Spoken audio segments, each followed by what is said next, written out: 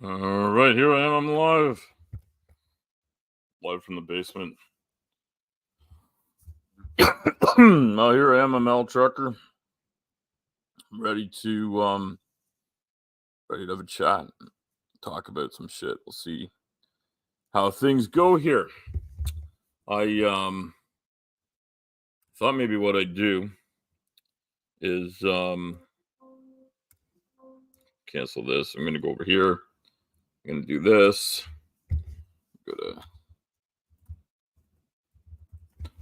Gonna go to this thing here and look at. I'm gonna share something here. Is there a way to do this? I'm just trying to figure out how to do some shit here.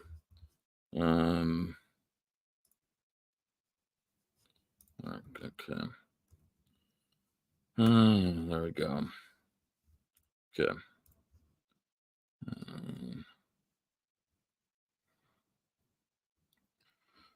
Oh, you know me. I'm just don't know what the fuck I'm doing here. So there we go.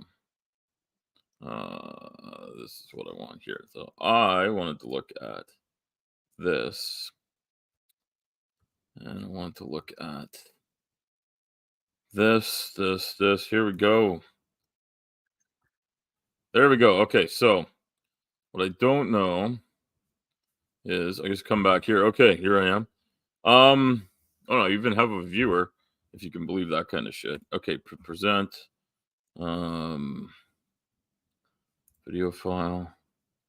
No, that's not what I want to do. I want to present. Sharing a screen.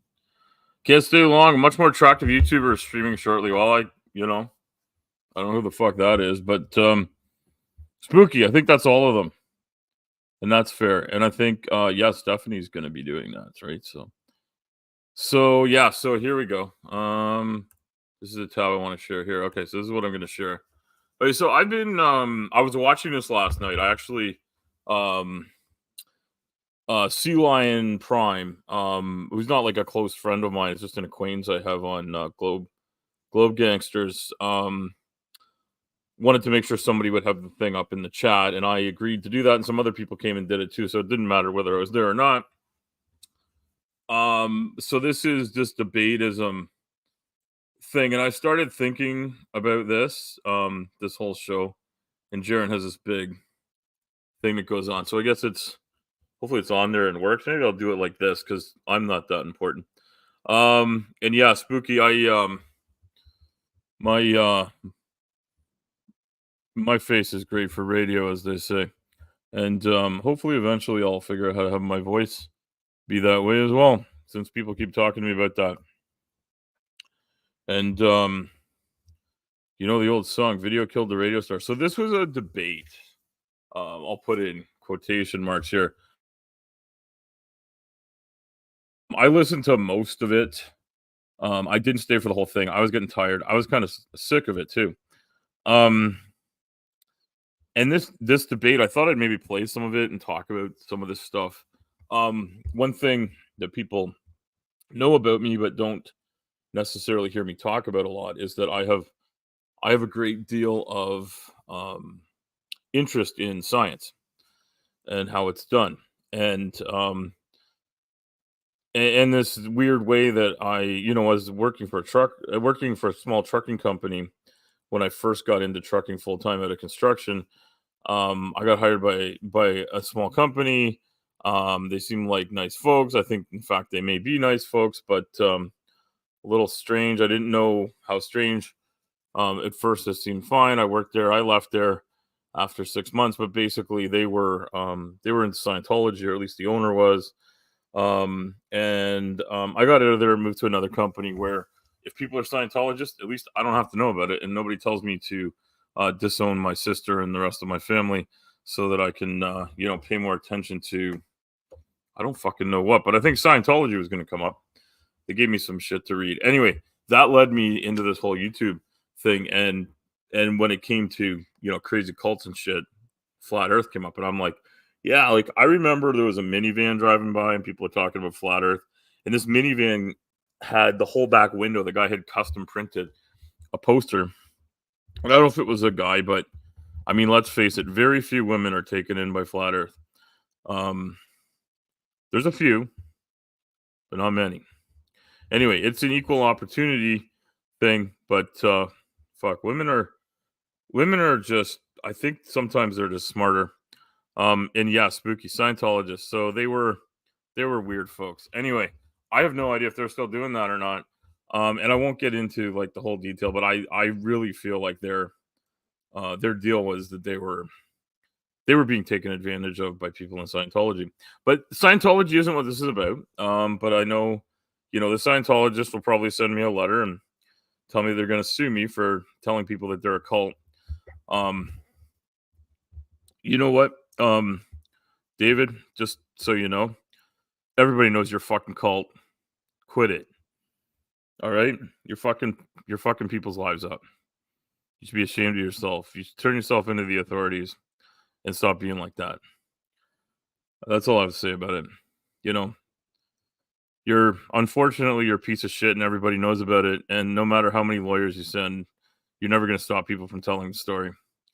And there's a lot of them and they're fucked. Anyway, that's all I'll say about that.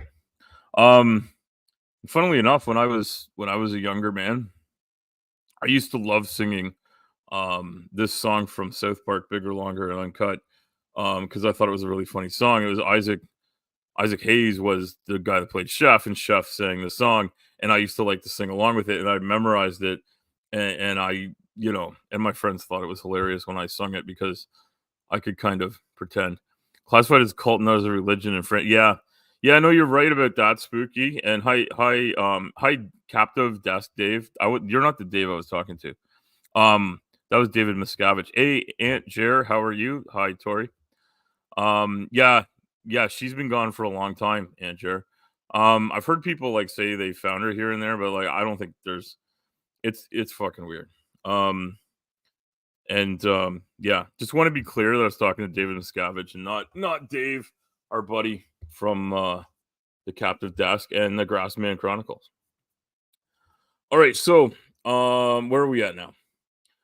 I'm going to talk about this video a little bit, and one of the things about this video that I noticed, and I was over on Claude Balls, who does streaming intermittently, had a little get together, and I also met. I haven't checked out their content. I'm assuming it's good. I think it's good. From talking to this guy named Fluffy the Atheist. I don't know. It's okay, Spooky. You and I know you want to go check out what Stephanie's up to, and definitely don't watch my show. Go watch Stephanie's show. I don't know what she's gonna have on today. Um, but yeah, Stephanie's got a good channel. I feel like I'm up for streaming right now, so I'm doing it now. I don't think I'll be up for it later, and I had to do that doctor's thing this morning, and then I got distracted. I might have gone on earlier if Claude hadn't been on there. Oh, you meant Dave. Okay. Well, anyway. So here's the thing. This is a common thing I see in debates about all of these sort of I'll call them fringe theories, conspiracy theories, things like that. And I noticed it here, and this is an interesting one because Alan from Space Audits. I don't know Shane as well. Alan from Space Audits, I've heard him talk before. I think he understands things that he didn't understand before. The first time I ever heard Alan from Space Audits, he was misunderstanding how laser interferometry works. And why like a laser gyroscope would be great evidence of a rotating Earth. And I gotta say, I haven't looked into aether cosmology a whole lot, but I mean, it's been disproven for a long time. There's a lot of things that we can keep working on in science. But once we know something isn't the case, we kind of move on. And the aether theory, and I don't mean scientific theory, I mean colloquially, the hypothesis of the aether, tested and disproven. These two guys are going to talk here in this debate. Shane and Alan are on the side of special relativity, general relativity just don't work. And these two guys here, I think the one gentleman's name is Peter. The other gentleman's name is Sea Lion Prime. And they had another name they're known by. And I don't hang out at Globe Gangsters too much, but every once in a while I head over there, talk to people a little bit, usually in the side chat sort of thing they have on Discord, sometimes in the voice chat. And it's kind of fun sometimes to have a different conversation. It's more of a private conversation sometimes, and then other times like they'll be streaming like a debate like this, and sometimes it's a conversation like this one. Anyway, I don't have nobody follows me on Discord. I do have a Discord page. I'm not sure whether I want to share it all around or not, but I might. We'll see. Anyway, I was gonna like sort of get into this a little bit here and play this thing. But what I wanted to sort of call out some of these points. Now, the two guys defending Einstein and relativity do a great job. These guys, Alan and Shane, don't really defend aether cosmology much. They do mention it a couple of times. They mostly, what they're trying to do is pick holes in the other thing. And I just wanted to point this out, that these guys know some words that are not known by everyone else, and they know some sort of small little bits and pieces. Oh, you got me on Discord, Dave. Okay. Yeah. No, yeah. Well, I'm definitely friends with you on Dave, but I have like an Al Trucker's cabin or truck cab or something like that. I don't know. I should share it. I don't really know how. But I could work on it. Anyway, so I'm sharing this 100 Discords. Yeah. Spooky, I tell you, Discord is it's a mess.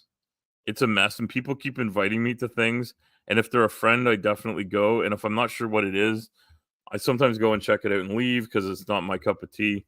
But generally, if it's someone who does shows I like to watch, I'm gonna stay. I don't have 100, but fuck, I got a lot of them. I don't know. It's a lot of them, and there's a couple of them I don't even remember exactly how I got there. And I think I might leave them. Send you the invite. Okay, I will. I will, Dave. I'll definitely do that. I haven't posted much there. But I'll work on that. Anyway. So what I thought I'd do here is I originally was going to share some of my art, which I might still do. We'll see. And see what people think, because I've made some new art in the past couple of days.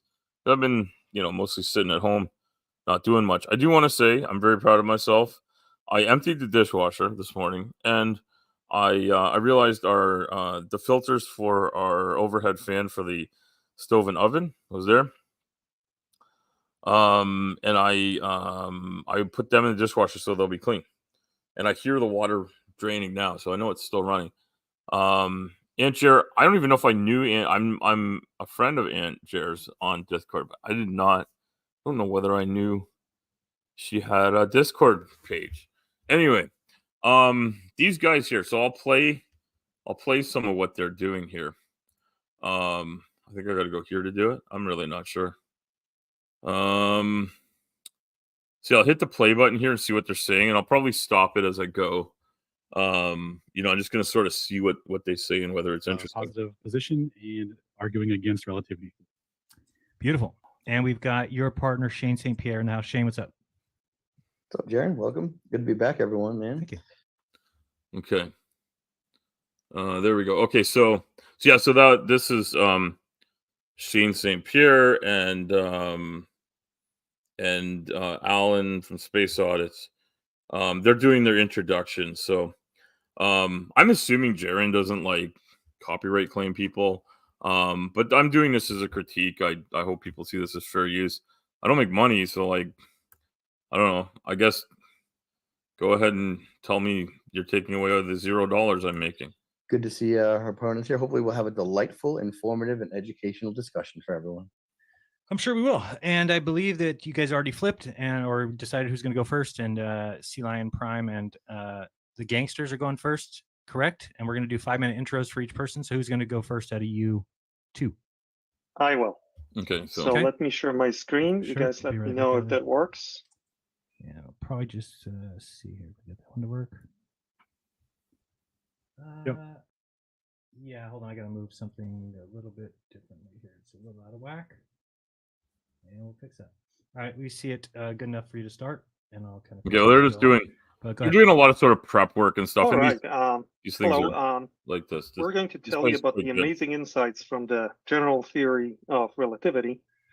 We represent globe gangsters, but today we'll try to build some bridges with our ether cosmology community. So I will present our position. All right. Our position is that the true ether cosmology was established by the famous experiments of the late 19th century, which led to its current description via the general theory of relativity. That's our position, and we will defend it all the way. The true nature of ether since 1920s is ether is a metaphysical background that acts as a medium or substrate for matter and electromagnetic phenomena. It is a four-dimensional substrate whose states cannot be ordered by time alone. We cannot observe simultaneous states at different locations in the ether. Its structure is influenced by the presence of matter, and radiation, and movement of matter and radiation occurs within or over ether, and it's affected by its local shape. A renowned 21st century ether cosmologist summarized this as follows: ether is an immaterial background medium of pure potential. It cannot be quantified or measured intrinsically. What we know about ether when no matter is present or locally is that it has these properties shown on the screen. When we observe ether behavior, we conclude that relative motion is rotation of ether. For all observers, ether rotates, and they all observe time dilation and length contraction in the relatively moving frame. The objects themselves do not shrink in any of the frames.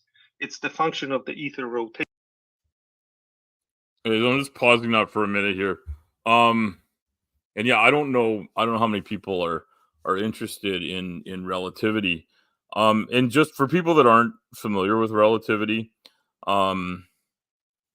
what these guys are saying, what Peter's saying here, and I think I don't think I'll jump ahead through them. I'm gonna let them say, I'll let each of them make their cases here. The argument section is a little all over the place, and we'll go through some of that too. But what I wanted to point out to people is that what they're doing here, what Peter's doing here, is he's showing what relativity is all about, and relativity is important. That and you'll hear as we go through this, there's a whole bunch of arguments about reference frames and about a preferred frame, a lab frame.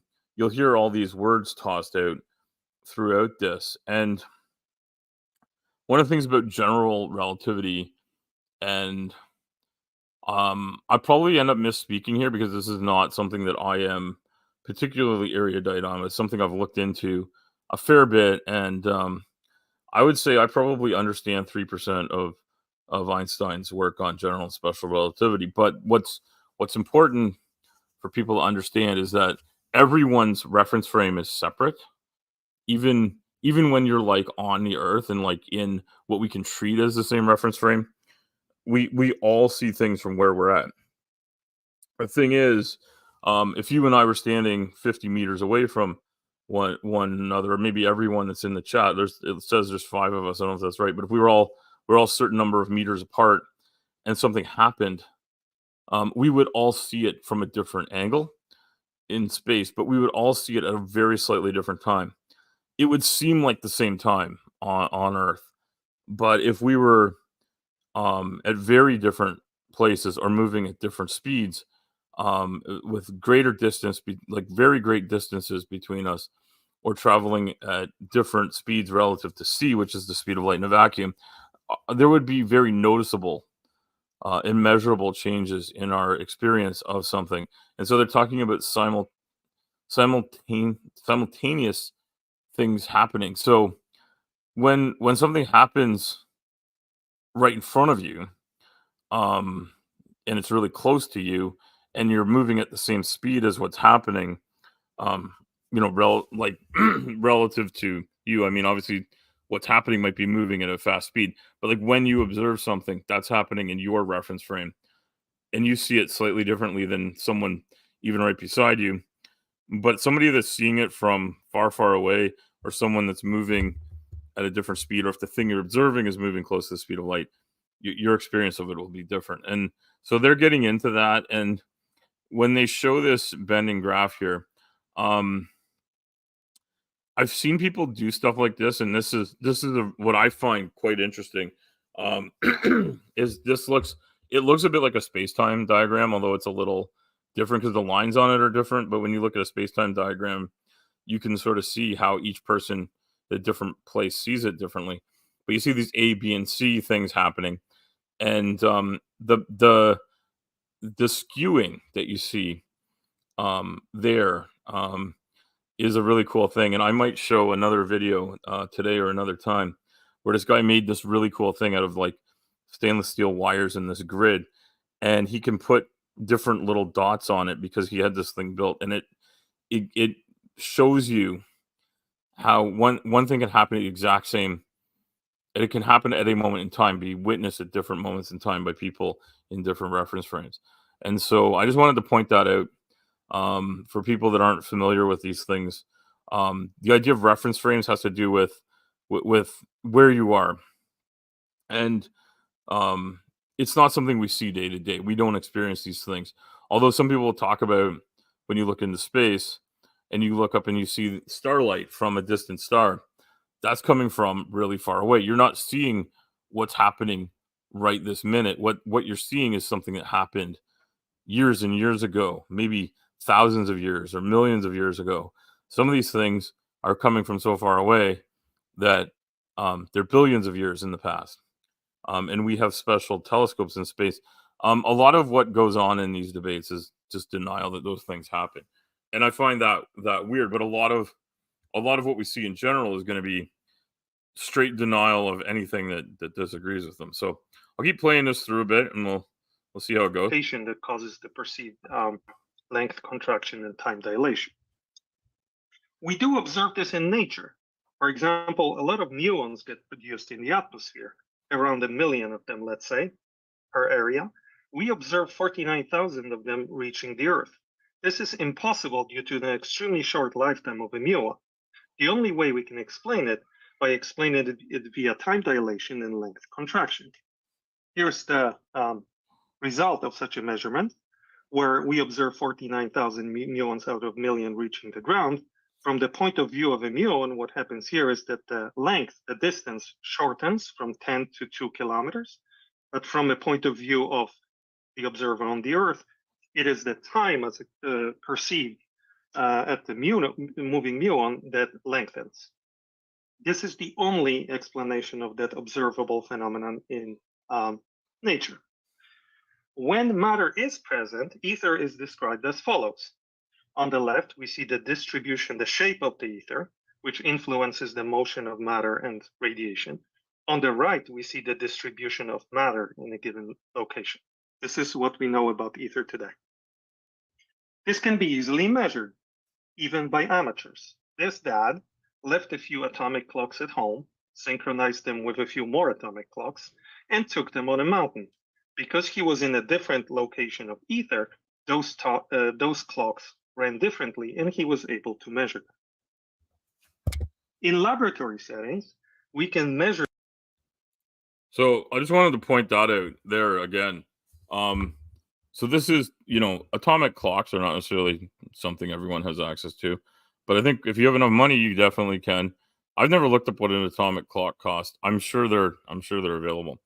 I could look one up now, but I don't really feel like it, and I can't afford to buy anything right now, so I'm not going to look it up. But but here's what's going on here is there. Peter here is doing an excellent job of describing this, and he's brought out experiments. And if you look at it, I'm not sure how well this shows up on the screen, depending on what you're looking on. Like if you're on a computer, you can read some of this stuff. But the experiment from before that they brought up with the muons, and how many actually reach the Earth. Muons have a very short half-life. and I think we're going to hear someone just deny that muons exist. I've never like seen a muon. I don't think anybody's ever going to like see one, just like fly by them. But I just want to point out that things are detectable. So these guys are going to deny that. But it's time dilation. It's interesting. You like by moving away from the center of the Earth, by increasing your distance from the center of the Earth. This is something that helps back up relativity, and this experiment that Peter's talking about here is something you can see. It's a guy, a regular kind of guy that's got kids in his minivan, is gonna take these clocks up to the top of a mountain. And there are mountains you can drive to the top of. I don't know which one this will be. I've driven to the top of Pikes Peak. I've driven to the top of Mount Washington. There's probably some others that you can do this with. And there's all sorts of mountainy terrain you can cover in a vehicle because roads are built over, around, and through mountains all around the world. So this is something you could do with a few atomic clocks. And it's important to have a few because then you can average out what's going on in each location. I think it's interesting here that these experiments that Peter's brought up are very much along the lines of the things flat earthers and space deniers, etc., deny, because this is something we can do, right? So I think it's important to look at that and to point out. I just wanted to point out Peter's brought some testable, verifiable things, and he's cited papers. His citations are right here and can be checked. And this one is from 2010. I'm going to go back and play some more.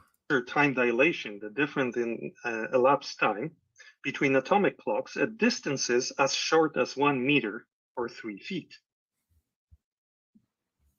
Light propagation is also distorted by local shape of ether. On the left, you see an observed galaxy, the blue ring, and the light originating from that galaxy is deformed by the ether's shape surrounding the yellow glowing object. On the right, you see a chart showing how many papers confirming this effect in astronomy have been published in recent years. Furthermore, we know that ether can wave itself as a medium. When dramatic cosmic events occur, they can affect the shape of the ether, and that disruption propagates through space. We have devices such as LIGO that have successfully measured such waves in ether many times. I conclude by saying that general relativity is an empirically verified description of the truth. Okay, so yeah, so nobody's talking in the chat, so I don't know if people are enjoying this or not.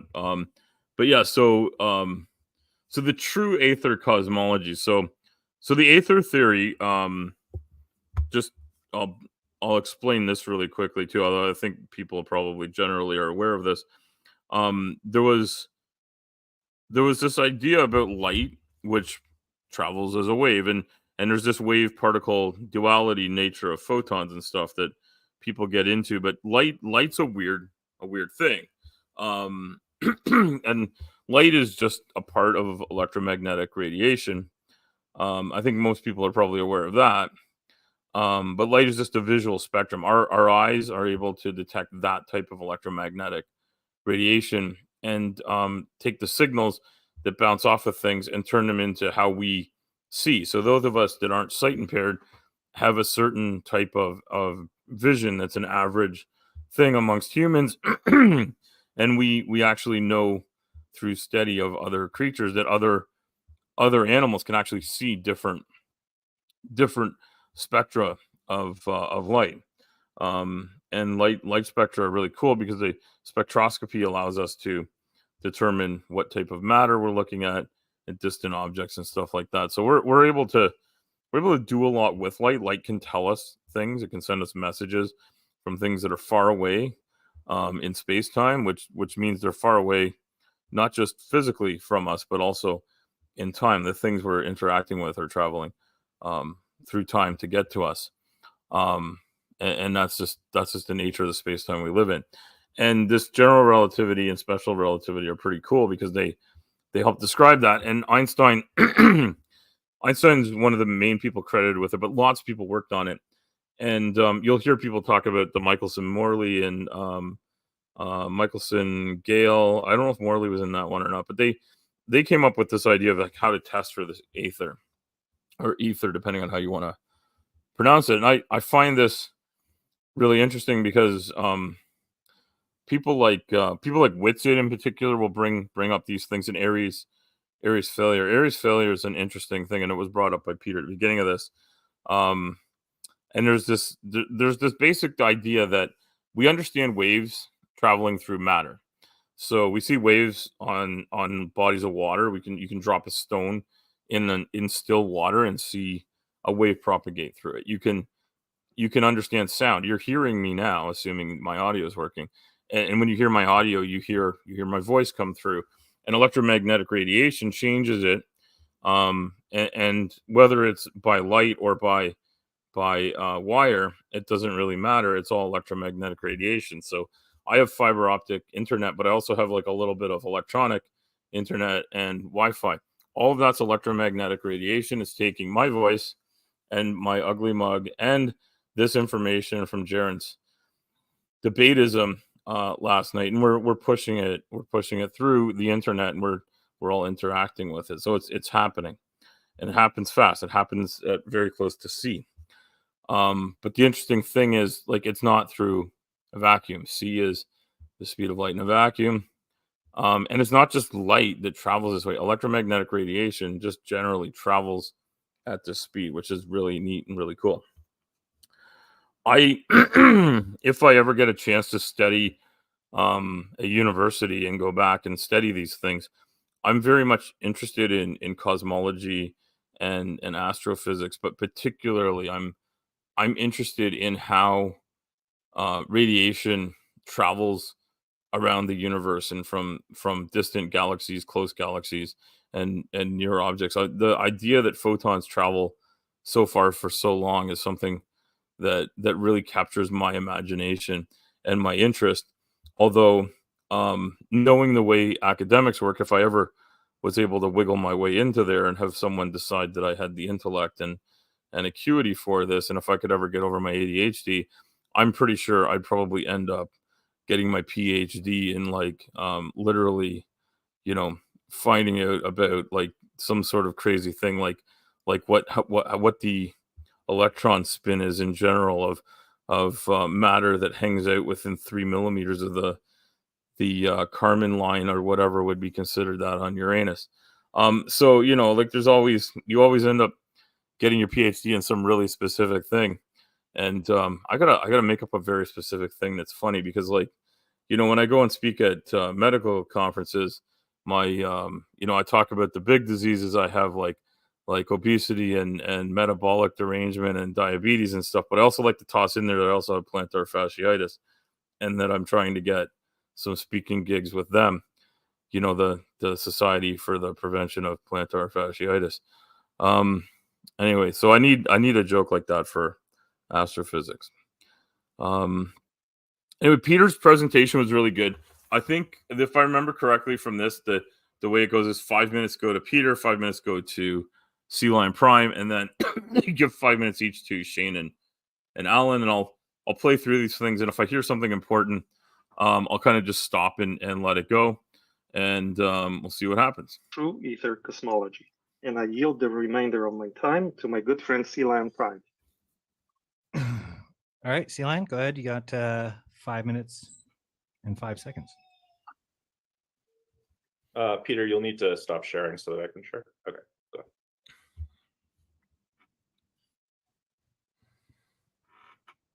ahead. Okay. Carol, Are you able to see my screen? Yep.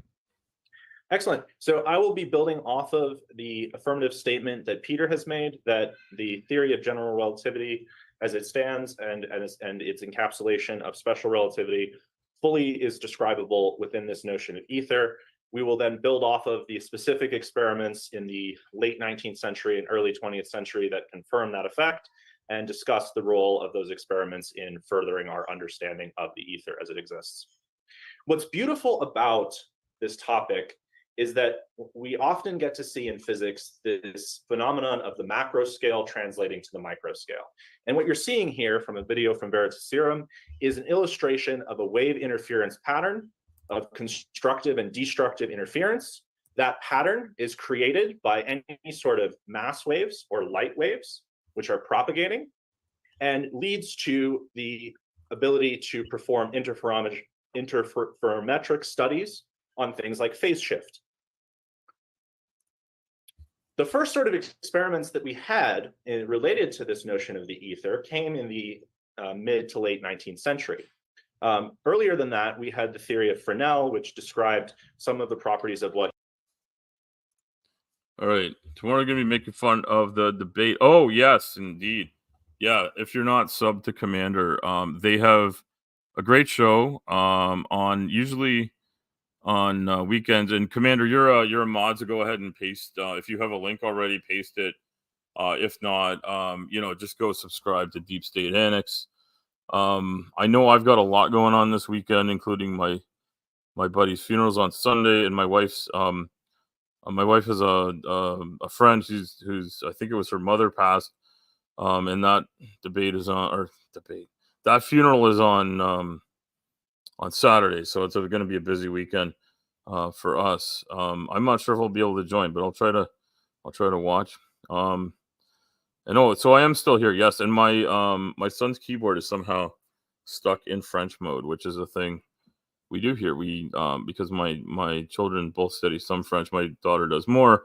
We have our keyboard settings set so you can put accents in easily.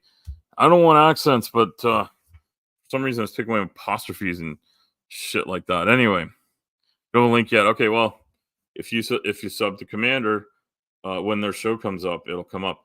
So this is Aries failure. I started in talking about Michelson-Morley experiment. These experiments that were to test whether there's a medium that light propagates through. And obviously, like if you turn on a flashlight in a dark room, the light goes to the other side of the room, or for our British viewers, the torch. And I don't know what they call it in Australia. I'm probably going to assume that they call it a lighty or a pocket lighty or a tube lighty or something like that, or a tubey wooby. I have no idea. They add the E sound to the end of, they put a Y on everything. And I don't know why they do that, but they're fun. The Australians are fun with their language. Hopefully they don't chuck a wobbly.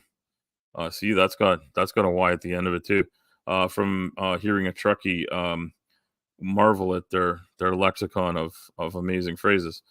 So this Aries failure is an interesting experiment, but there was this idea that if you put water in a telescope, it would change the way light travels through it, but also because we're moving through space, like the Earth is rotating and whatnot, that the angle of incidence of the light coming into the telescope, you'd have to tilt the telescope to catch it. So Aries failure is an interesting experiment because when you go to look it up online, all the references to it are kind of like flat Earth adjacent, if not directly flat Earth related, because this is one of the things that is misunderstood.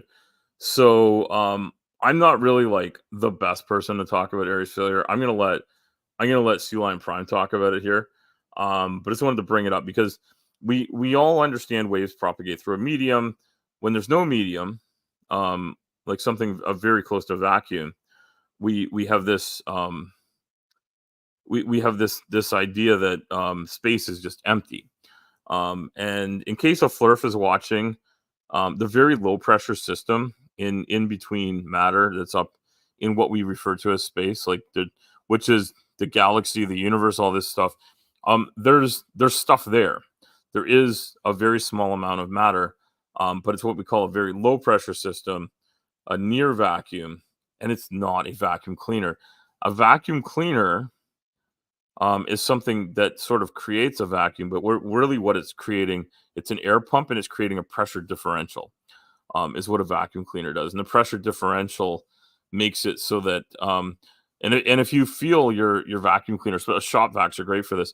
There's a hole on the top of the motor that sucks and another one that blows. It sucks and blows at the same time. And the reason for that is it's just an air pump. As it sucks air in, it's got to do something with it and it pushes it out. And so it's creating a localized low pressure system that we call a vacuum, but it isn't a vacuum. You can evacuate things by using an air pump like that to evacuate the gaseous matter from a container. But this idea about what a vacuum is, what a low pressure system is commonly misunderstood. And the aether theory is that since sound doesn't travel through a vacuum or a near vacuum, that light, electromagnetic radiation shouldn't travel through it. But sound is a different thing. It's similar. It's an analogous thing. Waves on water are analogous to sound waves. There's a lot of great things to be said about those. But when waves travel through a vacuum, this electromagnetic radiation, it can travel through a vacuum. That was a new thing. And so the aether hypothesis was that there's something there for the light to travel through. But what's amazing is that electromagnetic radiation seems to be slowed down by matter. It's slowed down by gases. It's slowed down by liquids. It's definitely slowed down by solids. And sometimes if a solid is solid enough, it will actually stop it for a lot of things. But depending on how solid it is, how thick it is, what it's made of, etc., light and other electromagnetic radiation interacts with it differently. And one of the things that we probably understand about that is that some of it can travel through solids. And a great example of that would be X-rays. But X-rays can also travel through a vacuum. So I think what we need to just remember here when we're watching this is that what's really clever here, I think, in that this aether theory that we started out with in the 19th century was built upon through the 20th century in the early parts, and built upon and built upon and built upon over really a few decades, if you look at the timeline. So that by the time we got to the 1920s and a little bit into the 1930s, but definitely in the 1920s, we're really confirming that what's out there isn't this aether or ether that they're talking about. There isn't like a matter. There isn't a special kind of matter in between everything. That there really is a very low pressure system, and that light can travel through it, and light has this value. Anyway, I find it super interesting. Maybe other people don't. I'm going to let this keep playing because I think Sea Lion Prime is going to do a great job of describing Aries failure. And then we'll get into like looking at what the other two gentlemen are going to say after this. What he thought might be a situation of an ether. The theories of Newton, which established this idea of what an ether might be. But all of these sort of had the idea that ether would have to be absolute in some sense relative to the Earth. Airy's experiment was very interesting because it provided a direct measurement, as shown on the left with a normal telescope versus a water-filled telescope. And through an inability to measure an expected deflection, demonstrated for the first time that there might not be that absolute frame of ether that we were looking for. Now, this was the basis in later experiments for the beautiful device of Michelson and Morley. This is one of the greatest experiments ever conducted in the history of physics, where a block was suspended on an annular ring of mercury. The interferometric pattern would then be entrained through the ether if it formed a medium that was absolute and stationary relative to the Earth, and that ability to measure the resulting effect on the interferometry, those wave patterns that we talked about, would then form a test of whether that absolute frame existed. Now, what did we find in this experiment? As was confirmed many times in later experiments, particularly in 1926 with a different interferometer at a smaller scale, that absolute nature of the ether as we thought of it was not what we observed. So how did this influence Einstein? Well, you may have heard this classic quote. While I was thinking of this problem in my student years, I came to know the strange result of Michelson's experiment. Soon I came to the conclusion that our idea about the motion of the Earth with respect to the ether is incorrect. If we admit Michelson's null result as a fact, this was the first path that led me to the special theory of relativity, among other things. And I thank our aether cosmology friends for bringing this beautiful quote of Einstein to our attention. Now, refinements to the theory wanted to test essentially what were the other kind of things we could detect about the ether. And Sagnac, in particular, had a sort of different interpretation of the ether relative to Einstein. But he had this idea of a rotating loop interferometer and wanted to test if by rotating it through an assumed stationary ether medium, you would observe a phase shift in the light. And indeed, that phase shift was observed. However, what has been confirmed countless times since then and shortly thereafter was that such an effect was entirely explainable within the framework of special relativity and actually provides strong evidence for the isotropic nature of light. At the summit. Okay, so this is a great point to bring up as they were looking for this ether. So the Michelson-Morley experiment got a null result. They were trying to prove that this ether was there, and I'm not sure if I could be the best person to go through interferometry and this particular experiment. They're gonna get into this and they'll get into the weeds. It's probably better that I let these gentlemen, Peter and C-Line Prime, are very, very well versed on it. I'll let them say their piece. And just say that the quote they have there is one where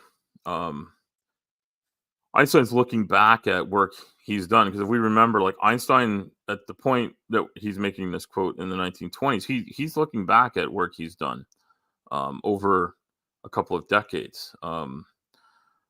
Einstein's work stretches back. Einstein was not, he didn't just start working on it in 1922. He's reflecting backwards on something he's thought about for a long time.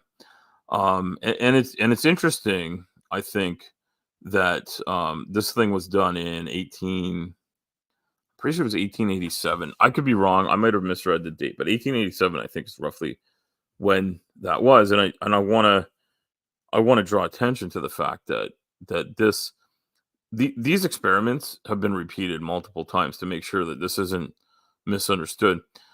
But it's pretty amazing. You know, we were in the industrial age already by the end of the 19th century. I think sometimes people think of, like, anything more than 50 years old as, you know, just impossible. The technology is, like, really, really weak and meek and can't do anything.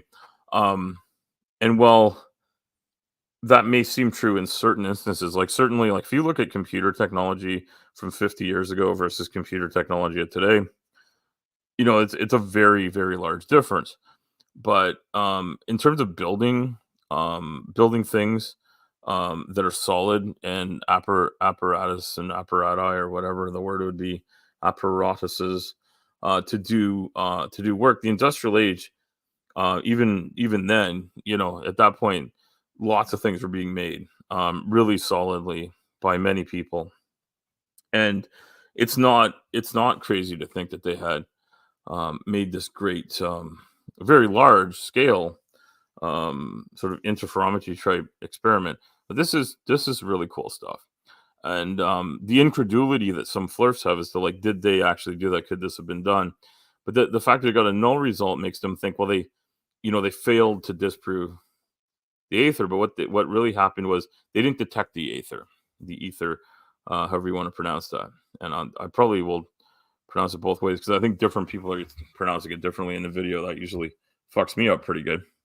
All right, here we go. Back to playing. At Mount Wilson, Dayton Miller provided further evidence for the nature of the ether, measuring very precisely the unexpected ether drift, which would be sort of altitude and location dependent. Now, initially, this was very difficult to explain. However, as we'll show later on in open discussion, and we can provide papers to this effect, we now know in a relativistic sense how we can describe the ether on the basis of this experiment.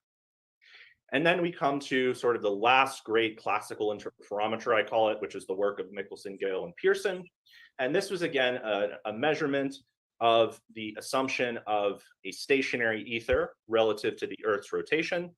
Again, anytime we would entrain the light through a stationary ether, the expectation under the theory of Fresnel was that there would be a resultant drag affecting a phase shift. This basically allowed us to confirm that no such stationary ether exists, and also provided extremely strong evidence for the theory of relativity as it exists. Now, Einstein wasn't divorced from all of these experiments, and in a letter to Lorentz, he famously stated this equation, and this relates directly to our characterization of ether in the prior construction, that the structure of the... Okay, yeah, we'll stop there. Okay. Whoever's going first, Alan or Shane, you have 5 minutes. I got it. Yep, but we I don't think we need to screen share or anything, so we'll be fine. We're just gonna speak, I think. Okay. Okay, hey, did I see Brainless show up? All right, Brainless, how you doing? You're not finished work for the day, are you already? Guess maybe you are. Because yeah, you're out in Europe, and hopefully you had a nice day out there, Brainless. All right, so we just saw the two guys, and Dave made that joke about huffing too much of the ether. Yeah, the kind of ether that you can use to start a dead engine is not the same thing we're talking about here. Ether can sort of make you high, and a little woozy, maybe even make you pass out. But if you spray a little bit in your air intake and you got some spark or some compression, you can get it to work. Shooting in the backyard. All right, hey, you're not late, Brainless. I didn't set this up with a time or anything like that. I just thought I'd talk about this debate I watched last night, which I enjoyed to a point. I got a little bit tired of what was being said, mostly because I've heard a lot of this before. I was also like in a Discord chat where people were saying some stupid things and some intelligent things. But so this guy I haven't really heard talk before last night. But I guess he's known. Experience started fluid when you drove. Yeah, absolutely. Yeah, Dave, I know that feeling very well. And I remember I was picking up a Pettibone. It was like a 1970 Pettibone rail equipment called the Speed Swing. And they couldn't get it started, and they ended up sending me away because they didn't want to pay by the hour to have me wait. We were in the middle of the night. I was going to pick it up, and I was like 5 hours away from where this thing was going to go. I had to sleep for the night, and they spent a few hours trying to start it, and it just wouldn't go. And it was full of spiders and cobwebs and stuff. But I remember there was a lot of ether. I think they tried to get it started with the ether for a while. It's okay, Tori. You don't need to be sorry at all, Tori. We're glad to have you. I don't remember what Tori does, but I know she works long hours, and it sounds like she's home and she's got stuff to do. Anyway, yeah, I don't know what, if I started saying crazy shit, maybe people would be yelling at us, and if we had some flirts here, they'd be yelling at us and telling us, that we're all idiots for thinking Einstein figured anything out. But yeah, I'm just gonna do this. Oh, hey, I am Victoria. You're nuking your food for tonight. All right, that's good. Everybody's busy. I'm glad to have some viewers. I'm glad to have some viewers. I'm glad to have some support. When I was on Claude's channel earlier, I mentioned I've got over 100 subscribers. I'm gonna do a 100 sub special at some point. I think I gotta wait till I'm a little bit better, and I think I probably gotta do it in the evening and maybe on a weekend, and that's hard to do. But I think it's got to be when a lot of people are around because I want to obviously have people in and do the old Brady Bunch thing. You see the tire with the ether. Don't try that. Oh, I've seen Dave. I've seen that happen more times than you want to know, and you got to be careful. You definitely got to be careful. But yeah, I don't want to get sidetracked with my ADHD. I'm gonna let this guy Shane say his piece. Retail cashier. Oh wow, that's Tori. That's a lot. That's a lot. And being a cashier sucks, especially when you have a client like me that comes in and I'm upset about something, and I'm like, I'm not mad at you. I'm mad at your boss. Can you please tell them that they're an idiot? Anyway, I will play this. So I'll do a little bit of a contextualization for the open, a little bit of the meta. Essentially, right, even though our components have combined space-time and relativity into their wonderful position as ether cosmologists, we welcome them. But only those who don't understand relativity actually believe in it in any capacity. Only by surrendering your understanding to other men can you actually stand upon the pit of sand and pretend it to be a solid foundation. And in the words of Nikola Tesla, right, and when he described relativity, he said, Einstein's relativity work is a magnificent mathematical garb which fascinates, dazzles, and makes people blind to the underlying errors. The theory is like a beggar clothed in purple whom ignorant people take for a king. Its exponents are brilliant men, but they are metaphysicists rather than scientists, right? So its relativity theory has been around for over a century, and to this day, the acolytes in support of the theory have actually surrendered their faculties to equations and concepts that even they don't fully understand or even care to understand in most cases. The people depend on the understanding of others with a severe appeal to majority and to authority so completely that it's almost a form of surrender. Those who don't understand it actually cannot see how absurd it is. The classical proofs of relativity are often cited to hand wave dismiss any criticisms, but each one of those gets actually destroyed when you look into the details. We'll address many of those tonight. Another quote from our boy Thomas Dennis says, "It's impossible to teach special relativity without deceiving the student." That's from Science and Philosophy 10, number 2, 2022, pages 146 to 67. And when you get down to the so-called proofs, right, including the perihelion precession of Mercury, the gravitational redshift, the alleged detection of gravitational waves at LIGO through embedded and nested neural network and noise data, which is elevated through a series of filters which actually get designed to produce the data they're looking for, are actually nothing more than mathematical tricks and All right, so I'm just I'm stopping him for a minute just to say, you know, these are not a single one of these things that this gentleman has said. This is Shane, I believe. Yeah, this is Shane. Alan's got a beard. Just like I'm Al, he's Alan. Both have beards. Maybe that'll keep us straight for people. There's a lot of faces on here, and Jaron doesn't show his face as much at this point, but I think he comes and goes at different points when he's moderating. And Jaron's a person who I'm not a huge fan of. Some of his takes on things, but he's one of the people going to the final experiment, or he said he would, if he has like Witsit as his backup, or as maybe it's the other way around. I can't remember. I think Jaron was the one they voted should be the one to go. Anyway, he's been he's been relatively reasonable on that. But this guy here, Shane, if you listen to the words he's saying, he's not really saying, hey, this is why Aether is a good theory, like that the Earth is still just a stationary, possibly flat, but stationary, not non-rotating on its axis, and everything's moving around us in this Aether. He's not saying that. He's basically saying to his audience, he's not talking to regular folks that leave it to scientists or have actually looked into it. Someone like myself has actually read, like, how did we get to the point that special relativity, general relativity, space-time, etc. are beyond just like, hey, that's a possibility. They showed how Aether, like having this medium out in space, is not a possibility. That's definitely not what's happening. We know that's not what's happening. There's other things that have been looked into, and they've been proven and backed up by experiment. And so I put it in the chat. This might be poisoning the well. And you are Victoria. You said in some cases they do understand, and I think this is right. And I haven't talked to Victoria in a while, but I know that Victoria is someone who is quite erudite, generally speaking, and does know about things. And I see Victoria over at the Flurf debates, the Flurf fights, whatever you want to call them, fairly often. And I think they have a similar addiction to mine, because I like hearing these people say their things.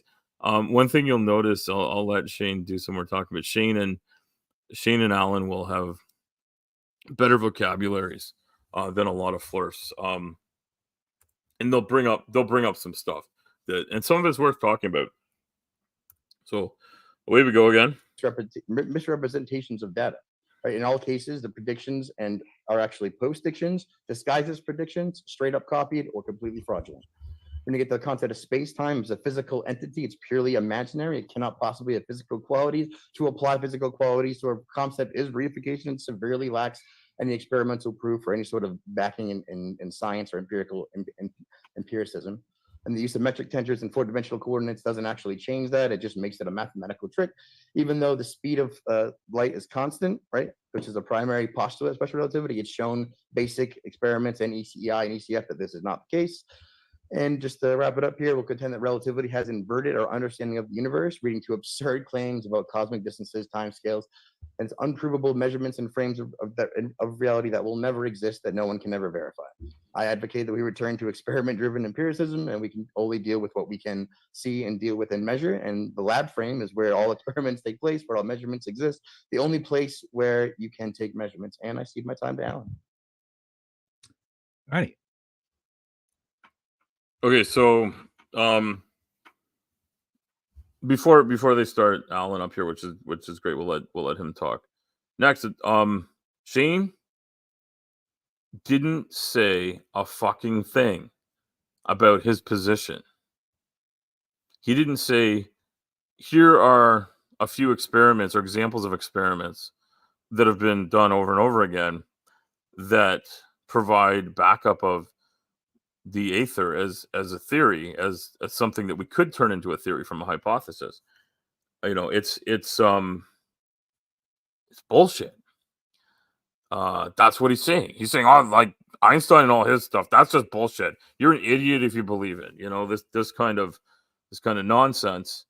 So he's just saying, you know, you're a fool if you believe this. And he's this guy is obviously just a con man. He's just you know, he's like he's selling the emperor some new clothes here, I think. And some people believe this, and I want to point out, I think I've said this before, because I think also Slim's had a lot of great shows about flat earth and stuff like that, and we get into these conversations. Some of these people are just terrible people, and some of them are nice people that have been duped.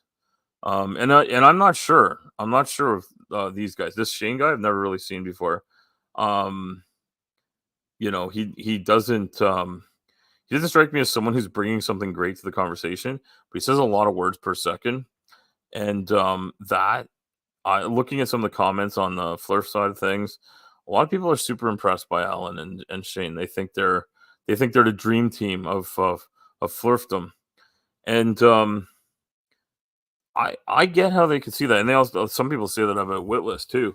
You know, in Austin's very similar. He says a lot of words per second. He says words people don't know the meaning of. You know, Austin does, you know, he's interesting in that his ego is massive. And the greater it increases in size, the more fragile it becomes.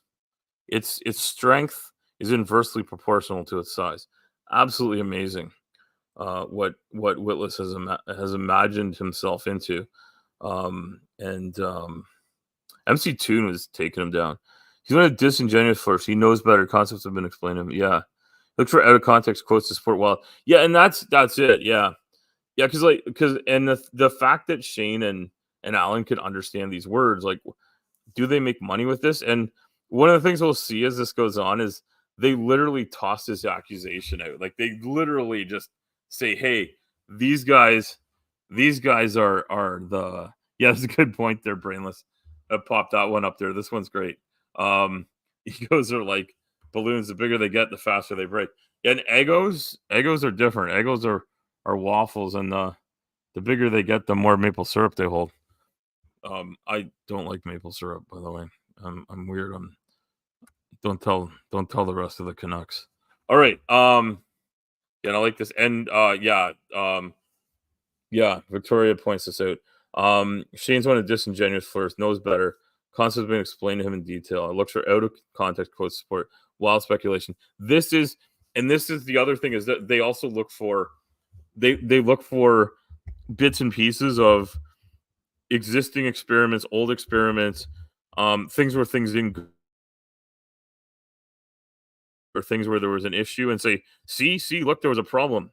And then you look and you're like, yeah, that one had a problem. They noted it. And then they went back and tested it 50 more times. And one time out of the 50, it didn't work. They realized there was a problem in the experiment. Something broke down. There was a user error in using an apparatus, using a methodology. There was a mathematical mistake. They go back and check, and they're like, oh yeah, we fucked something up. We got to go check this again. And instead of looking at the 49 where they checked it again and it worked out, they're like, oh no, it's the one It's that one where they fucked up.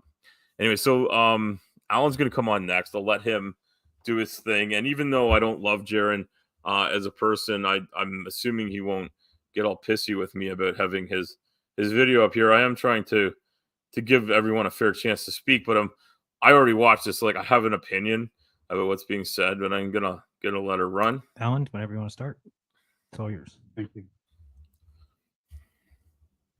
You see that? We do. All right, cool. In the ether framework, space and time are absolute. All measurements of velocity with respect to the speed of light are measured as c plus or minus v and can be answered in the first order as a ratio of v over c or at a higher order without invoking the gamma factor for space-time symmetry. Relativity theory makes use of covariance to satisfy linear orthogonal transformations to support the principle of the constancy of c. In this manner, a geometrically convenient position is invoked to facilitate a stationary frame relative to some observer moving at a constant velocity. By using covariance, the x-axis and time axis will be changed as a function of the moving observer's velocity squared over c squared. This is called link contraction and time dilation. These effects have no explanatory power over absolute measurements of velocity made by interferometric experiment. In order for link contraction and time dilation to be true, you must first assume an unmeasured velocity to be the cause of the produced second order effects, which render the observer's ability to measure his velocity using light impossible in his own frame. Absolute time and space can be demonstrated with GPS and interferometry. Here we have Carroll Alley in 1979 proclaiming that relativity exists in GPS, and then 17 years later in a GPS overview, he's begging for it to be implemented, specifically the relativity of simultaneity and the associated Lorentz transformations. In 2000, we have Neil Ashby confirming that GPS uses a Galilean synced time frame for the ECI and ECEF frame, which is linked to the stars. Events will always occur simultaneously in the ether, regardless of the state of motion for the observers. But most importantly, this framework is based on an absolute fixed lab frame, and the ether will serve as the mechanism that facilitates Galilean velocity transformations in C. For predictions of the physical properties of the ether, they are as follows. There will be an anisotropic effect, a height effect, a space effect, and a hydroaerodynamic effect. The anisotropic effect is that there will be a preferred direction in the speed of light going east and west, and there won't be one going north and south. A height effect will be that there will be a vertical velocity gradient that increases that will increase the preferred direction bias as you increase in altitude. This is substantiated by Miller, Galev, and the Kennedy and Thorndike experiment. The space effect is that there will be a measured periodicity throughout the day and throughout the year that corresponds to the position of the stars and the sun. The hydroaerodynamic effect is that the velocity of electromagnetic waves will be affected by the parameters directed by the directed system, i.e. the tubes and chambers of the interferometer. Conductors or dielectric insulators used as shielding will affect the turbulent and laminar flow of the ether wind in the same respect that it would for any other gas or liquid that experiences flow through a tube. Relativity is based primarily on the principle of relativity of simultaneity. It states that two observers are given an arbitrarily agreed upon defined time for an arbitrary coordinate system, and then in that coordinate system, events that occur simultaneous in one frame will not occur simultaneously. Okay, hey, just really quickly, welcome to the new folks that have showed up. I see Jimmy's here, PC, Crystal is here, and yeah, I'm really glad PC made it through the storm intact and alive, and just minor damage. And I hope the boat has survived. Don't know how big the motor is. Hopefully, it's something you can pull right out and go over and clean up and dry out. And if it wasn't running, maybe you can make it survive. I'm sure lots of people have issues like this in your area. That it really sucks though. And obviously, I've grown up around boats on mostly on Lake Ontario and stuff, and I've seen my fair share of boat and motor mishaps and sinkings and boggings and things, and they're not good. We wish you well though. Much love to you, Crystal. Hopefully things work out great, and to your family too. So here's Alan, and interestingly, so Victoria pointed this out. I'm gonna put this back up here.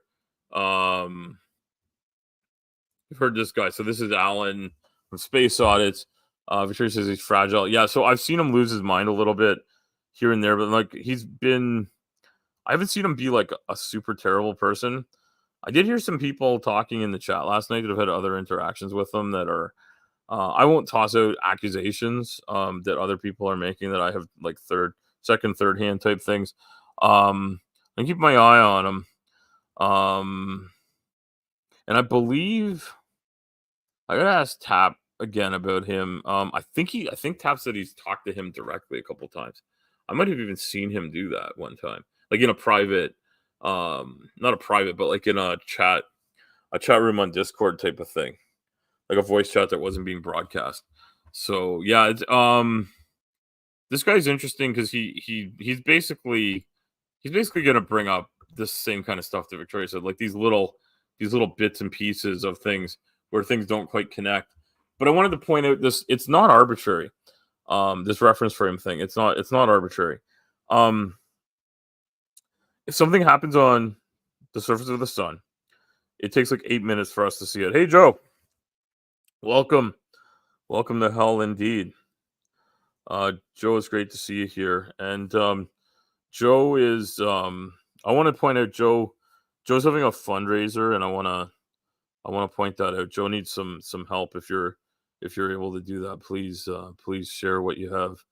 And if not, I know he appreciates good wishes. Oh, the atheist carpenter is here too. I did not know that the atheist carpenter was going to come by today, but people are coming by. It's great to see people. And yeah, I just thought like this thing's been eating at me a little bit because I was watching it last night. I thought I'm going to talk about this. I'm going to talk about where they have things right, where they have things wrong. And it's possible to be right about a point without destroying an entire theory or entire body of scientific knowledge. Sometimes you're just like, well, yeah, that's a problem. We got to figure out what went wrong. And oftentimes there's something that went wrong and you can check it out and see what the hell happened. Also noticed it's interesting here that the chat, the live chat from last night is not there. There was a live chat last night. I was in it. You had to subscribe to chat. So you see I'm subscribed to Jaren here. Which I hadn't been previously, mostly because like I've heard him say things I don't like. Hey, Commander, good to see you still here. Yeah, so I'm gonna let him play again here, but I wanted to point out it's not arbitrary. If two people are in two different places and something happens in a third place, like they're happening in real places at real times. But what is simultaneous for them is it may be the same time, like now, maybe now, but an event happening at that time that we could call now is going to be witnessed and experienced if there's something to see. And usually they'll bring up something like you flash a light. So a lot of the thought experiments or the analogies people make about how to visualize this will involve something like there's a great one by Brian Greene where he talks about there's forward land and backward land, and they want to sign a treaty between the two, and they want it to happen at the border, and they want it to happen simultaneously. And they say like the people looking from as they're pulling away from them versus pulling towards them see things differently because of the speed they're moving at and the reference frame. So like there's the people on the train that are signing the document. They decide to do it on a train so that it can be at the border, and it can be signed at that exact moment. And they cross the border, and at that exact moment, the people in forward land see it happening at a different time than the people in backward land. The people on the train have another experience of it altogether. The fact of the matter is that this literally is happening, right? It literally happens at a specific time, but because light has to travel to where the person is to observe it, to see it from these other places, that's not arbitrary. They're literally physically in those places. And because it takes time for an electromagnetic radiation signal to come, yes, time dilation. This is exactly it. And these guys are going to say this is all made up and it doesn't happen. But and they're saying it's arbitrary. And one of the things they also argue for is that there has to be this sort of like this main reference frame, that is the one main reference frame, this preferred reference frame. There is no preferred reference frame. I'm in a reference frame right now, and every one of you here is in a separate one. It says there's 12 people here. We're all seeing this from 12 different reference frames.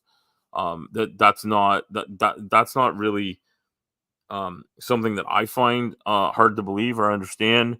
But I guess if I was trying to argue this other thing, maybe that would be the case. Yeah, and they're going to bring up GPS brainless. They will bring that up, and they're actually the one-way, two-way speed of light thing. They're going to bring up. They're going to talk about GPS for that too. And things will get like minorly heated in the debate sort of portion where they're back and forth. But we'll play some more, see what happens. I don't know how much more of this people have any appetite for the other frame. There we go. Based upon that principle of relativity of simultaneity, two postulates are put forward. Postulate one is that all inertial reference frames are equally valid. An inertial reference frame defined in relativity theory is a frame that's in uniform rectilinear motion at a constant velocity. In relativity theory, there is no preferred frame. Postulate two is the constancy of C is irrespective of the motion of the source of the observer in an inertial frame as defined by the first postulate. Consequences of these postulates leads to observers making measurements that are different for length and time based on the constancy of C relative to the square of their velocity over C squared.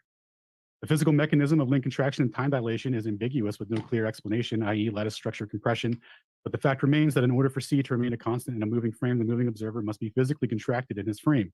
Otherwise, C would measure relative to the observer's velocity and not the other way around. To falsify relativity theory will show that its postulates and principles do not hold true in the reality that it claims to have explanatory power over. Starting with the philosophy of relativity of simultaneity, and then in cases of electromagnetic propagation and processes making the wrong prediction for relative motion, it will show that the postulates are false. In the case of the unipolar dynamo paradox, the Sagnac effect in a uniformly rotating frame, and also the linear variant and GPS all require a preferred frame to make the correct prediction. All motion is relative. Relative to what is the question? We'll show that a stationary lab frame makes the correct prediction every time in regards to electromagnetic processes. And the Sagnac effect has never once in the history of relativity ever been derived as a relativistic effect, which we will definitely be going over. That's the end of my time. Okay, you're all set. Thank you much. Okay, so Alan talks fast. He said a lot of things. He mentioned a lot of things that are parts of what led us to relativity. And I gotta say, I think like if I talk about the Sagnac effect, I'm gonna go reread up on the Sagnac effect. Because it's a little more complex than some of the other things that are going on here. But as you know, Brainless pointed out here, well, most importantly, you hit the like button. I mean, if you're into that kind of thing. Time dilation was proven by GPS. Now, they're going to bring this up at some point, the GPS thing. GPSs are something that are interesting because we have multiple satellites. We have like millions of receivers, maybe billions of receivers on Earth. But you can see time dilation needing correction on GPS satellites because they need to be programmed to allow for time dilation. These guys can deny that all they want, but I just wanted to point out that whether Alan and Shane like it or not, instead of bringing experiments, papers, results, things that they've checked into that back up this Aether cosmology that they're defending, they've said a whole lot of nuh-uh to what seems to be true. A metal captive desk song and AI for an outro, Joe. Oh, cool. Joe, yeah, Joe from Kentucky Atheist this is a great channel. Both Dave and Joe have great channels.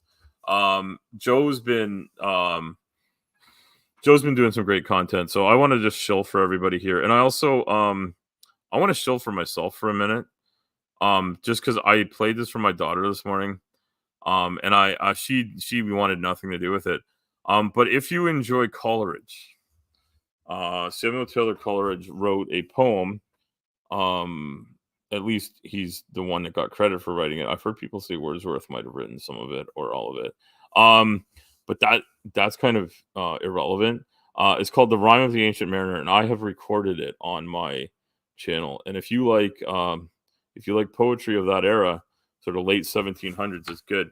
And yeah, I'm glad. Like, it's amazing how people collaborate and get together on YouTube, on Discord. Just a big shout out to everybody that's so friendly and awesome and supportive. And I know people might think a lot of us are atheists. They might think we're all a bunch of heathens. They might think we're all a bunch of Satanists or whatever. Most of us don't believe in Satan. Some of us might be Satanists, like in terms of like the Church of Satan or whatever it is, though the good one that helps look after people. I kind of love the Satanic Temple, I think they're called. They're good people, and I think a lot of us atheists are pretty decent people, and I like us. And some of this atheist cosmology is actually sort of a religious thing, so it's a little bit interesting here. But anyway, we're gonna get back to this. I'm gonna let these guys play some more, and I'll jump in when I think there's something interesting or a talking point, and or if somebody says something in chat I think is great. If you're a Satanist, you're not an atheist. Well, yeah, I mean you're right. You're right, Brainless. Like, yeah, you can't believe in Satan and be an atheist necessarily. I mean, you could believe in the. All right, and you guys went first, so you guys can start up the conversation. We're going to set so both clocks at I'll let them talk here. 45 minutes. Is that what we decided? Yeah, I think so.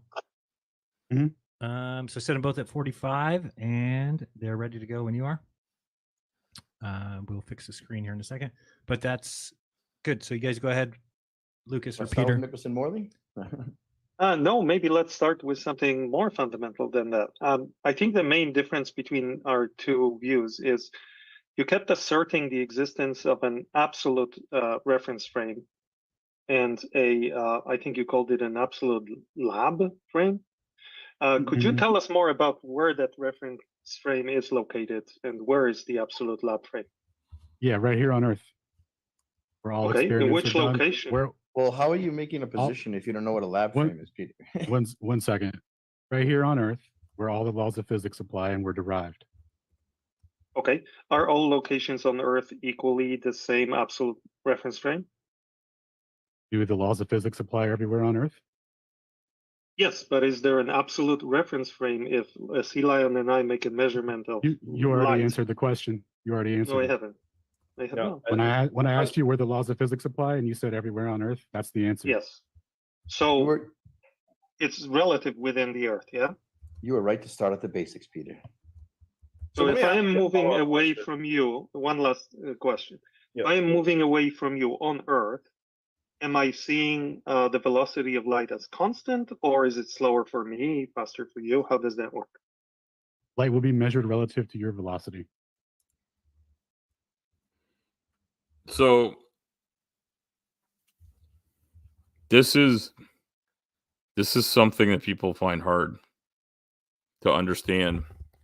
And I was about to make a comment on it, and I actually realized, no, what I should do is I should make like a little show about it, and I should take the words of Aaron Ra to heart. That if I can't explain it, I don't know it, or I can't show it, you don't know it. Something like that. And so what I will do is, because I've gone through this, I've answered questions about it on Brilliant, I've read up on it, I've watched people explain it. I will do a little show. I'll do a junk drawer science type show where I talk about the constancy of C, and also what happens when you view like what happens to you, like a moving reference frame vis-a-vis C. But the fact of the matter is the speed that light can travel never changes, but you can move towards or away from light, and you can move light. And one of the things that I want to point this out, because this guy Alan, that's so fucking smug here. Do the laws of physics apply everywhere on Earth? And somehow that makes it an absolute reference frame. Well, holy fuck, that's dumb. That doesn't. The fact that Dave, Joe, and I actually don't live so far away from each other as a crow flies. I'm just looking at who I can see on my screen. Commander also lives pretty close to me as a crow flies on this Earth, but our buddy Brainless lives pretty far away. So okay, here we go. We're all in different places, but we could all go out into our backyards, our front yards, or just out on the street or whatever, and we could drop I don't know, our wallets on the ground, and they would fall at 9.8 meters per second square. That does not mean that if we all were somehow able to see, I say something we could all maybe see from where we are, brainless maybe not so much, but I think like if someone shot off a rocket in, I'm gonna say like in Toledo, and it went up in the air, especially if it went up at night where we could see the flames from it, I'd be willing to bet on a clear night we could all like Dave and I and Joe and Commander, we could all go in our backyards on a clear night and we'd see that rocket fly through the sky from there. Yeah, you're not small, you're far away. That's from Father Ted, right? I don't think I can do the Father Ted accent. These ones are small and those ones are far away. Something like that, right? I can't do it. I'm not an accent guy, even though Joe pointed out that my wife said I was talking like a Kentuckian, and I probably was. I probably saying y'all and all sorts of Kentuckian type things, and having like a Kentuckian sort of drawl, not like a deep South drawl, like a midway down to the South drawl, a little bit different sort of a thing. Joe's got a great excuse me accent. But then so does Brainless. He's got a Dutch accent. And Dave sounds like he's from Ohio. I don't even know if Dave is from Ohio, but he's in Ohio. And Commander, nobody knows what Commander's voice actually sounds like because they have a voice changer. Which is interesting. Because like we have no idea what Commander's voice sounds like. It sounds like the voice changer that makes it sound, which is interesting. And I'm losing my voice. I am gonna say I'm gonna wrap this up in 10 minutes no matter what. I bet you do, Brainless. Anyway, let's move on. I'll play more of this. In Toledo, you have a Michigan accent. Oh, well, you're lucky you didn't get a Southwestern Ontario accent there, Dave. You'd be saying all sorts of crazy shit. I let them go on, but Peter's not going to let Alan like get away with it to a point, but Jaren does stop them from fighting. So it's relative. Okay, we agree. Like every other, it's relative. like every other wave. So what is the reasoning behind the postulated constancy of C in inertial frames? Well, that started by Voigt when he was trying to explain Dopplership with the postulate that the speed of light is constant for all inertial frames. He actually came up with the same derivation that Lorentz used for his theory, and then that was used by Einstein. The equations are actually identical. I'll pull them up here in a second. So it comes from this lab. That doesn't quite answer the question, though. What would be 1 second. It answered it exactly, right? Because you said, "What's the basis for it?" Right? And it started right here with this guy Voigt on the principles of Doppler, where he was deriving the Doppler shift based on a constancy of C in all frames. This is the original link contraction and time dilation equation. So what is the consequences of the constancy of the speed of light for the Einstein-Maxwell equations? And why is that important? That you will experience link contraction and time dilation if you're in the moving frame. And that time and space are not absolute. So when we speak specifically to the extension of the Maxwell equations within the Einstein-Maxwell theory, what is the effect of the speed of light on the laws of electromagnetism? Within those frames? That's a simple question. What is the effect of the speed of light within that frame? I don't understand the question. Shane, do you understand the question?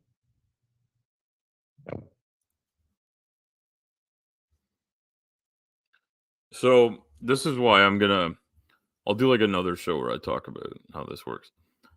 These guys don't understand the question. I understand the question, but I feel like my knowledge on this is not so amazing that I want to jump in and tell you what the answer is. And I also realized that Peter and I guess Lucas is the way it shows up as C line, right? I just wanted to say that they'll explain this, but there is there's an entailment to what's being said here. If you're moving towards or away from a light and C is a constant, that's going to change things. If light could keep somehow accelerating, right? If light could accelerate to an infinite speed because nothing slows it down, then there would be consequences to that, as Joe rightly points out here. And Joe's an erudite man and knows what's going on. So I don't know why Alan and Shane don't get that there are consequences to this. But this is something we got to worry about, right? And I'm gonna do a thing because I remember reading through, and there's some great graphics and stuff, and I might be able to do like a little presentation. And I might be a little bit less junk drawer in terms of me having like items out of the junk drawer. I might do something more of like this type of thing where I show slides or video. But I think like it's a better way to do it in a lot of ways. And yeah. Oh, and you know what? Kentucky Atheist is pointing at Jess turned me on to this Canva thing, and I hope Jess is doing all right. Haven't seen Jess in a couple of days. Hope she's well. I know she's not always in the chat, but I know she's a great member of the community and has done a lot of great things for folks. And so Canva, I've started using for some of my videos. So, oh, you did talk to her this morning. That's great, Joe. I'm glad to hear that. Yeah, I hope she's doing all right. I haven't talked to her in a little bit. So I wish her well, but I know she did some great stuff for Joe's channel too. And it sounds like Dave's they're in the chat talking about that. And like I said before, it's great that people work together and build each other up in this community. And I love that happens.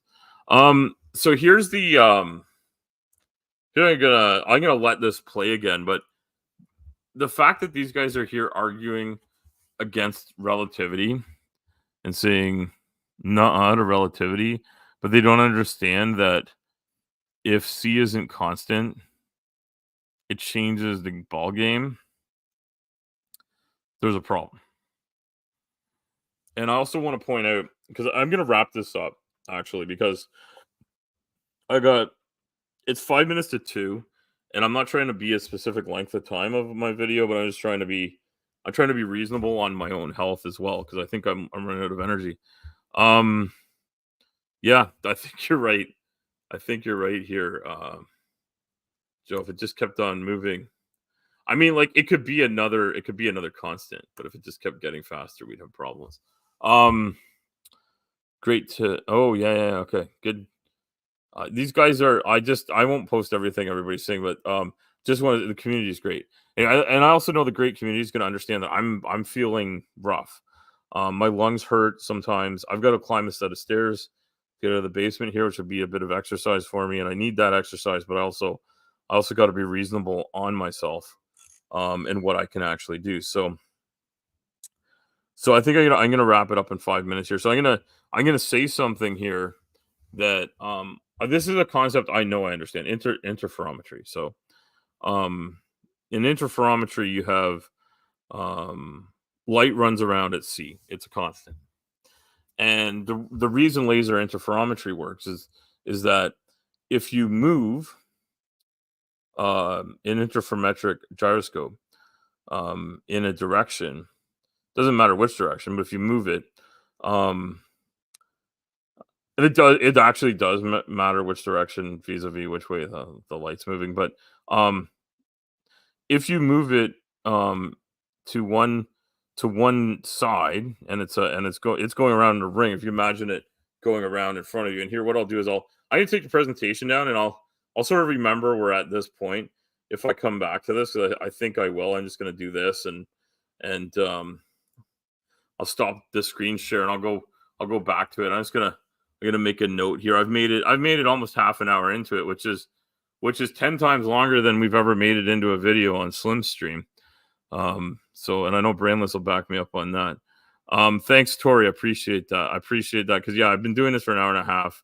And I also, I mean, it was really casual because I was sitting on the couch talking, but I was on Claude's stream earlier. But I can't keep going nonstop with my voice and stuff. Because I do feel it does affect my lungs a little bit. But I also think it's good because I do a little extra breathing when I'm talking.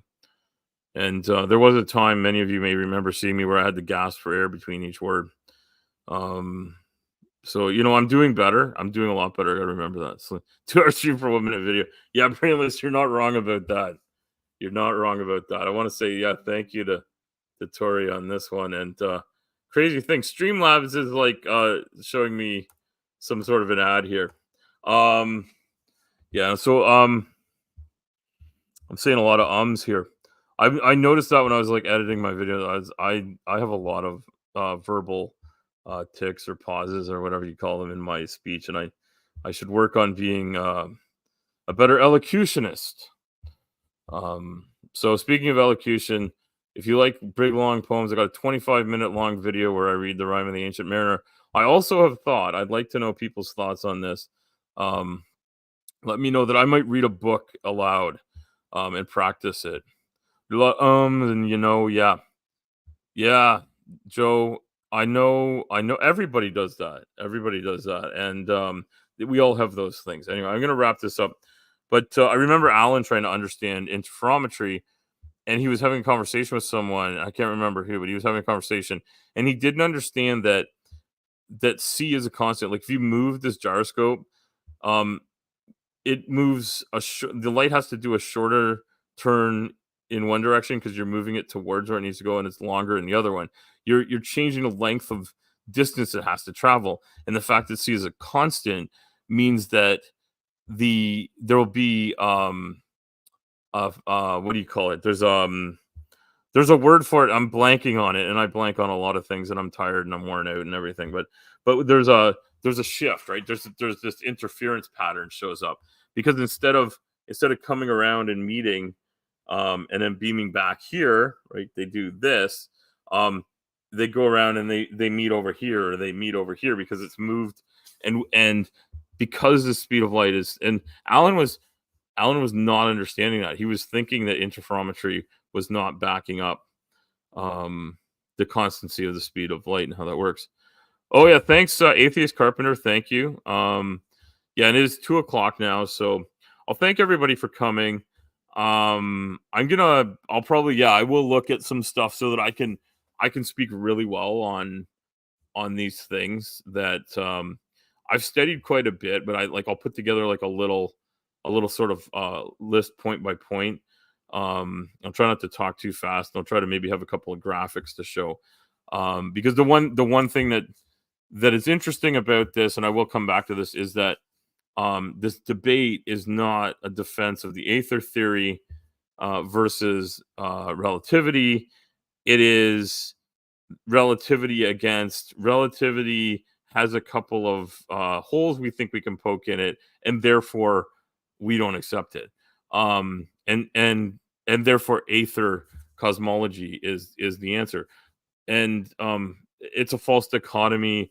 It's a lot of things. Shane basically did what I would say poisoning the well, that sort of thing. And it wasn't poisoning the well in terms of saying, my opponent was once charged with murder and got off with an acquittal because it was all circumstantial evidence. But you can tell by the way he wears his hat, all this kind of nonsense. Like that's like an ad hominem type thing mixed with poisoning the well is like, it's making people think you can't believe what's coming out of this other guy's mouth. And I don't like Alan and Shane could say things that are perfectly logical and correct. And if they say things that are correct, I'll back them up on that. I even think that the examples they come up with are either misunderstood or they're true, but they don't look further into it. They stop when they have something they think backs up their position, they just stop there. And that's not really fair or right, I don't think. Anyway, I'll wrap it up with that. I found that we had a couple of fast talking folks that think their false dichotomy is something. I feel like it's not. I feel like they did nothing to present evidence for the Aether cosmology. They just poked holes in it. And I feel like people in the flat Earth community love them because they talk fast, they know big words, and you know, being an ultra crepidarian does not make you a smart person. An ultra crepidarian could be considered a big word. I use some big words. I am loquacious. I have a capacious lexicon, and I go to it often. But you know, if you're gonna come with bullshit, fuck off. Okay. Sometimes I use short 4-letter words. And thank you everyone for coming. I'll try to maybe review more of this debate if people like it. If people put in comments that they like it, we'll have it. Yeah, and DSA has a live stream. Absolutely. Deep Space Annex, lots of fun over there. Mostly pointing and laughing. But there's a lot of erudite speakers on the show, and a lot of fun. It's at a time, usually on the weekends. I don't have time to do this stuff, but I want to get on there soon. And I want to thank everybody for coming. I love hanging out with folks. And if there's a good thing coming out of me being really sick, it's that I could be a part-time YouTuber and make $0.00 having fun talking to some folks. So thank you, everybody. Appreciate it. Hope everyone has a great weekend and all that kind of shit. Bye-bye.